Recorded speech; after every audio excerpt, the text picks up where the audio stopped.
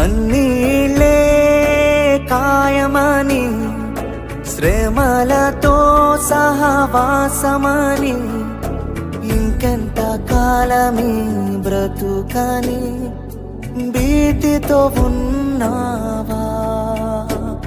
నీ కన్నీళ్ళన్నీ కవిలలో దాచి, శ్రమలలో నీ తోడై ఉండి, ఊహకు మించిన కార్యములన్నీ నా యేసు చేయును.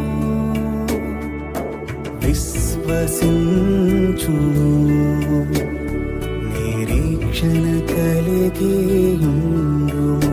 నీ జీవితమే మలుపు తిరుగునని.